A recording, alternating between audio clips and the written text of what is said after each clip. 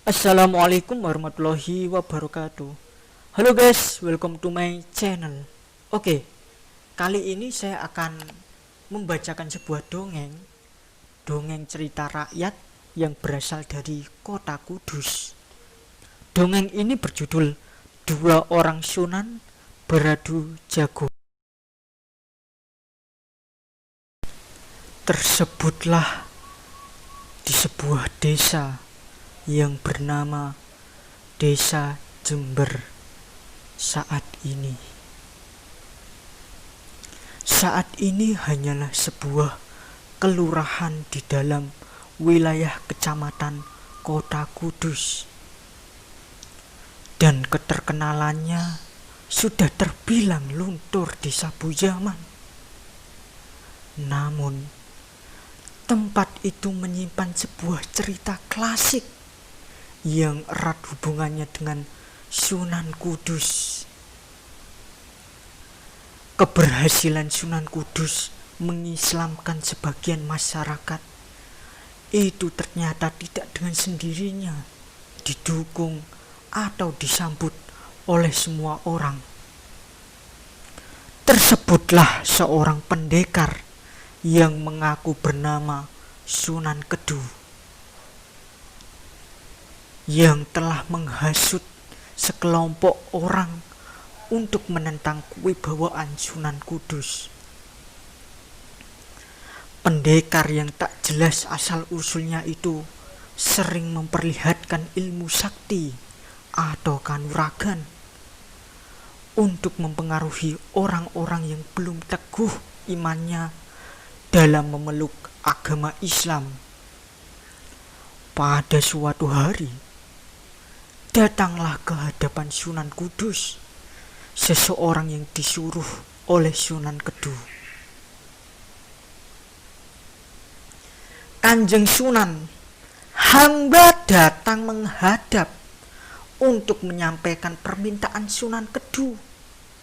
Katanya, apabila Sunan dapat mengalahkan beliau, maka keselamatan pribadi Sunan dan masyarakat akan terjamin. Dan sebaliknya, kalau Sunan yang kalah, maka daerah ini harus ditinggalkan. Sunan Kudus pun hanya tersenyum mendengar kalimat itu. Hatinya senantiasa bertafakur kepada Allah Subhanahu wa Ta'ala, semata untuk memohon perlindungan dan kekuatan demi syiar agamanya. Kemudian berkatalah Sunan dengan rendah hati, "Kisana, sesungguhnya aku mengajak siapapun untuk mencintai kebenaran dan kasih sayang. Akan tetapi, kalau masih ada orang yang syirik terhadapnya, dengan izin Allah semata aku pun tak hendak menyerah dalam membela kebenaran."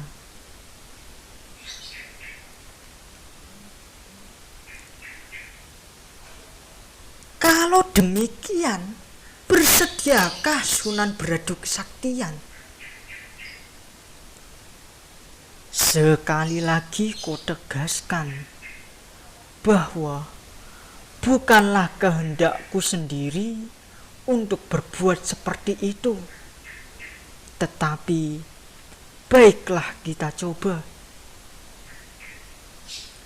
Pada mulanya dibuatlah sebuah gelanggang adu jago atau ayam jantan, seperti yang sudah sering dilakukan banyak orang di sekitaran Menara Kudus waktu itu.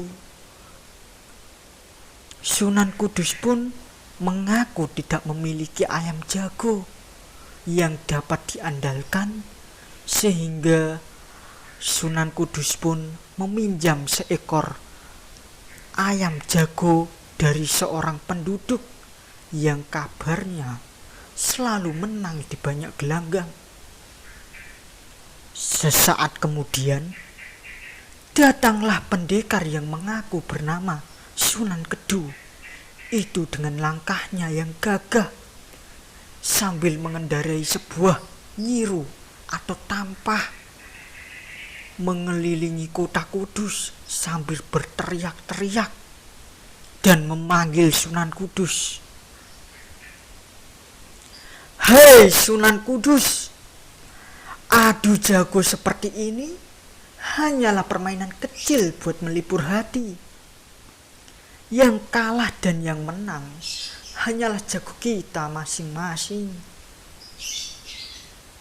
Sedangkan kita berdua masih tersedia gelanggang yang lain, bukan? Kata-kata pendekar yang memanaskan hati para penonton itu diterima oleh Sunan Kudus dengan senyum yang ramah.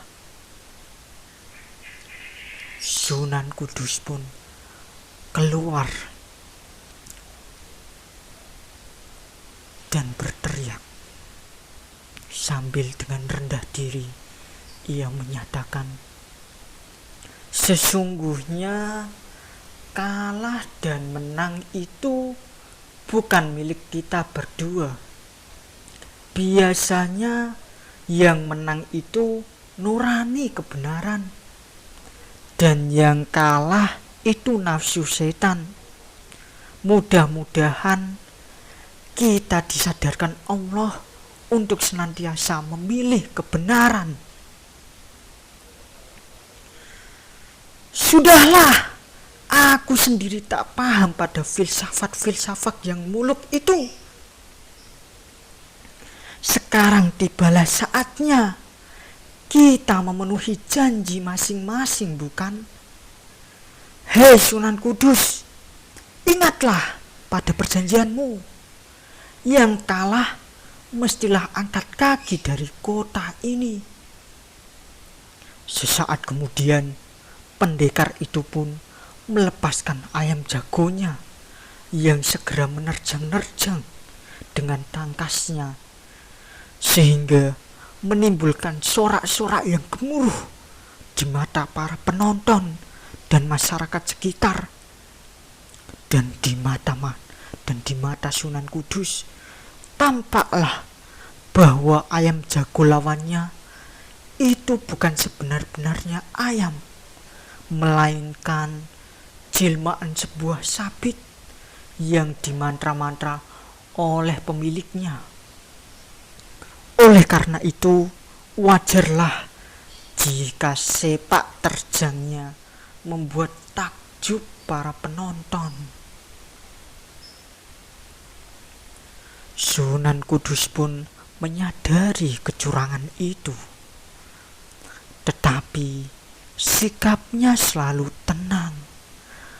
Bahkan pada saat ayamnya sendiri terkapar mati di tengah gelanggang, beliau masih sempat tersenyum dan berujar perlahan, sang pendekar, ayam jagoku sudah terkalahkan.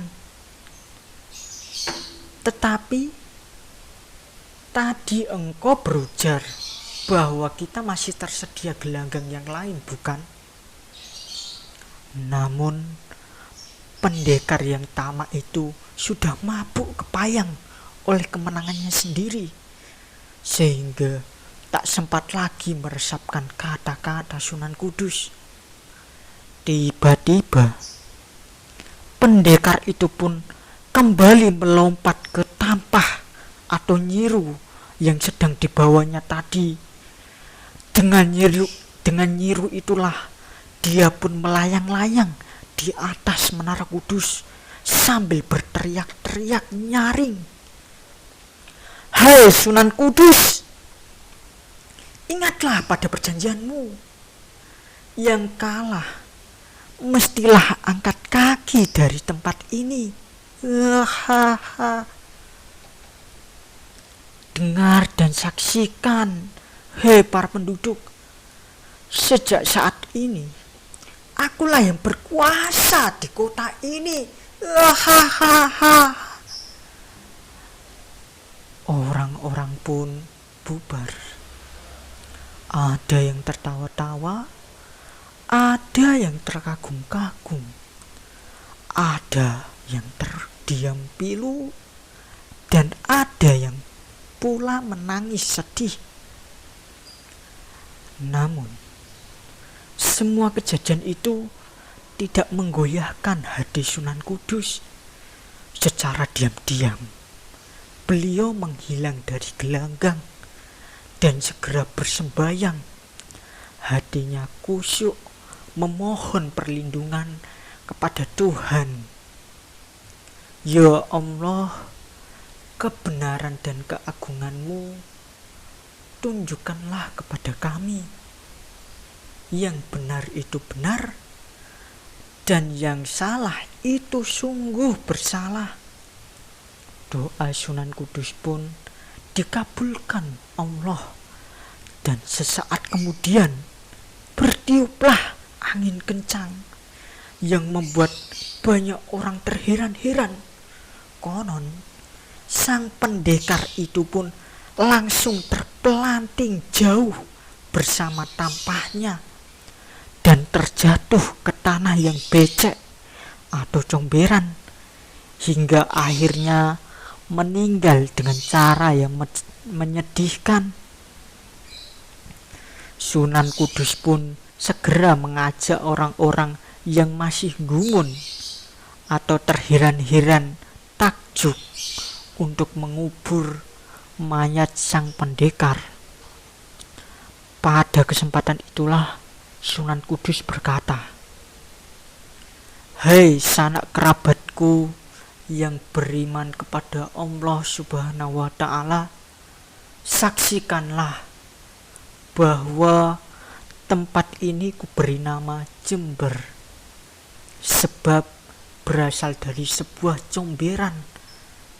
Mudah-mudahan kelak menjadi peringatan bagi siapapun agar tidak suka bersikap tamak, sombong, dan congkak." Oke, seperti itulah dongeng dua orang Sunan beradu jago. Wassalamualaikum warahmatullahi wabarakatuh.